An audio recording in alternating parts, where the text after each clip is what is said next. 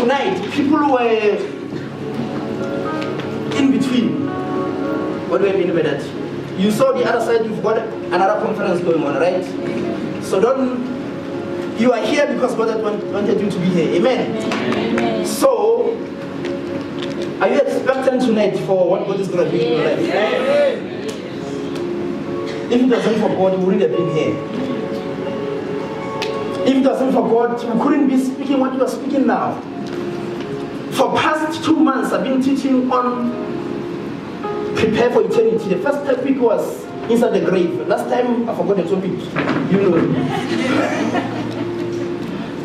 But today, we are concluding the topic on prepare for eternity.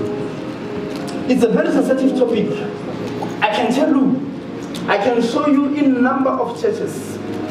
This topic of eternity, a lot of people don't preach it. A lot of people don't preach the topic of what happens after we die. Tell me about how rich I will be. Tell me how many children I will have. Tell me the type of husband I'm going to have. But don't tell me about my death. People don't like to hear such. But the truth is, it's going to happen. And then when I read about the letters of Jesus, I realized that Jesus taught more about eternity than anything. I can teach about anointing. I can teach about all these things. But every time I choose a theme for the 3 months, it's because God gave me that theme. And then I realized that this topic is even more important than anointing itself. I mean, there were people who were anointed. They still died. It doesn't matter how anointed you are, you still die, including me. I'm going to die. God has used me to raise the dead, but I'm going to die still. Even that dead is not going to live forever. It's going to die again. Amen. So you see, it goes back to the same thing. The whole point of all these miracles you see, God is trying to show himself in us. That he's not dead. He's very alive. Amen. Honestly, we prepare for so many things. We prepare for our children's education. We prepare for our marriages, but we are never prepared for eternity. And that's the end of every man. Every man has to face eternity. Whether positive or negative, we have to face it. You know there's a noise coming over. Is it air conditioners? Can somebody switch them off because I cannot hear myself? So the Bible says in the book of Amos chapter 4 verse 12, God was telling the Israel and says, you guys, you need to be prepared for me. He was saying, therefore this I will say unto thee, O Israel, and because I will do this unto thee, prepare to meet thy God, O Israel. I remember first time I read this scripture, I was somewhere in Durban.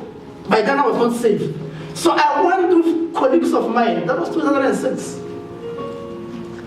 And we were roaming around the streets of Durban in the night, and then one of the guys said, let's go and buy prostitute.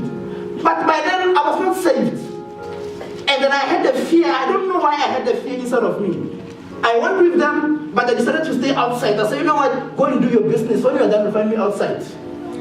So I could see they enter this place where they are selling all these things. When we enter, you see a very big class. You see them one by one, all the race. You say, choose, just choose whatever you want. I said, I'm fine, I'm going to stay outside and wait for my colleagues. One was waiting outside. There comes a group of guys shouting, Jesus, Jesus, Jesus. For some reason, I was getting irritated. I said, these guys, they can't go to church and tell us about Jesus. They come to where we try to have fun. They had some little booklets. The little booklets they've written, prepare to meet their God, O Israel. When I looked at the book, they gave it to me. My hand was shivering. I said, these guys, they know how to spoil somebody's appetite. Do you know, I just wanted to go back to my flat from there. Even though I was not saved, but something was happening inside of me. By the verse that I saw. The Bible says, therefore this I will do unto thee. And because I will do unto this, prepare to meet their God. Church, are we prepared to meet God? Are we really prepared to meet Him? People always wonder, if I die, what will happen to my children? What will happen to my kids? What if my husband remarries? They are not prepared for that.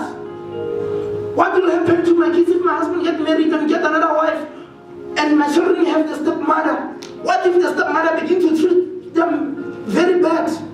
Those are the questions people ask themselves, what if my father dies? And then we get another father. What if this father doesn't like us?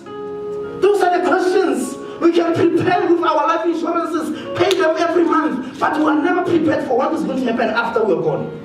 We are never prepared. Who's going to be there in my house? Who's going to sleep on the bed that I built with my wife? Who's going to come after?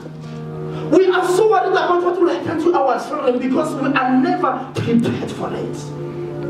Let me tell you something. People get married and they divorce all the time. If there is life after divorce, then there is life after death. Yes, what am I saying? If there is life after divorce, there is life after death. Somebody shout amen. Amen. Why should somebody be married to you very young, then you die, then you must be single forever? Should I be single forever because God took my wife at an early age? It doesn't mean I don't love her. People are worried about what happens. In my township, I remember where I grew up. There used to be this very famous, I think he was a principal. So this guy happened to lose a wife. We all know people supported. He lost the wife. Within a month, that guy was getting married again. And people on the streets, they were gossiping. They said, no, this guy doesn't respect the wife. That means he's been having what we call makapeni, a side chick. So he was just waiting for the wife to go so that he can fill up the portion. It's not always the truth. It's not always the truth. Life is too short, people. Life is too short. And for the fact that he married another wife, it doesn't mean he didn't love that wife who passed. We have to come to terms and prepare our hearts that I'm not sure if the day I die, I will die the same time with my wife. I don't know. I don't know that I'm going to die the same time with my children. I don't know. Some people, they were privileged to have that thing, but I don't know. But I'm not going to be worried about what happens when I'm gone. If I believe in God, God will take care of my children. If I believe in God, God will take care of my wife. Why should I be worried about the consequences of my death? It shouldn't be like that. Then I'll never have peace. I will live in obscurity, being worried and worried, never even enjoying the life that God has given me now. That's the type of life. People are living this type of life. Some women, they have separate accounts that the husband doesn't know, so that in case anything happens, that's a sign of somebody who doesn't trust God that God will take care of him or her. So are we prepared to lose our spouses? Are we prepared to lose our children? Are we really prepared even to lose ourselves? Because this is a question from God. It says, prepare to meet that God. Whether I like it or not, it will happen. Yes.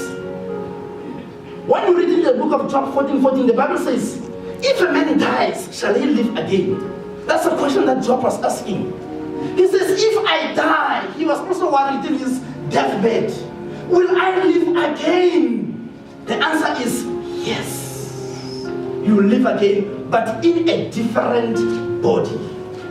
We have different bodies. We've got different bodies on earth. The world has even divided us. They say this one is white, this one is blue, this one is black, this one is green. They divided us. But before God, it's all the same. These bodies that we take pleasure on, the Bible calls them a tent, a blanket, that one day we're going to lay it down. We can be healed from so many diseases, but there is assurance that one day the very same tent will lay down. And then you have only one chance to use it. You know, when maybe you're going to the airport, you're flying, you're going somewhere. My boss used to book very expensive cars to take her to the airport because she was going overseas trips.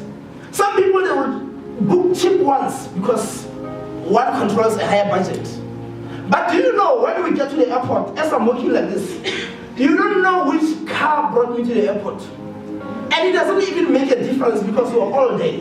Maybe one came with a limousine. Maybe one came with a city golf. Maybe one came even in a motorbike. But at the end of it, we're all boarded. And it doesn't matter where we come from. Some of us here were carrying different transportation of the bodies. It may be a female transportation. It may be a male. It may be a white transportation. It may be any form of transportation. But at the end of it is taking us to the same place. We are all carrying this flesh. It's our transport mode to go where God is taking us. So it doesn't matter which one. that we're going to leave behind and the chauffeur takes the car, drive off. It doesn't matter which body will be left on the soil and the spirit takes off to the Lord. It doesn't matter. What matters is what is inside. So the Bible says, if a man dies, shall he live again? Yes, we'll live again. But why? Eternity. I once watched a movie. This movie by, I forgot his name, is Chris something. This guy he died. After he dies, he meets an angel. That's what they do. There's a truth in the movie, but something has been twisted. So, it's called the down to earth. After he dies, the angel says to him, you know, you died before your time. We're going to take you back. But the problem is that your body was hit by a truck. What are we going to do? So the angel says, you know what, we're going to look for you another body. So the angel came down and they were looking for these guys who were messing around people's lives. And they begin to kill that one and they take that body. So the guy entered the different body. So he goes to the girlfriend. The girlfriend knows that this guy will bury him. He says, it's me, but the body is different. They don't believe him. He says, it's me, I'm living inside a different body. They say, you are crazy. Of course, I don't think you are crazy. But the guy was saying things that are so confidential that they know he has done with the girlfriend and only him. And they were able to believe him. He says, no, I died, yes, but God put me in a different body. Let me tell you, those things are happening only in the movie. God will not put you in a different body. Your only body, take care of it. You cannot take your body. You know, sometimes, even this morning, I was asking my wife, don't you wish to preach for me? I wish I can give you what is inside of me and go and preach. But the truth is, you only have one body and you must take care of it. I played a lot of arcade games and the PlayStations. You see when I play those games, they will say 1 up, 2 up, 3 up, which means you can die 3 times and come back. That happens only in the games. You don't have 1 up, my brother. You don't have a 2 up, my sister. You can only use that life that you have once. The second up will happen in eternity. And your life now will determine where you're going to spend your eternity. Whether hell or heaven, they are all eternity. There is no turning back. Do you know what's a privilege about us compared to the devils, compared to the angels? Once you are in this body, you've got every chance to repent and make everything right. Do you know why the devil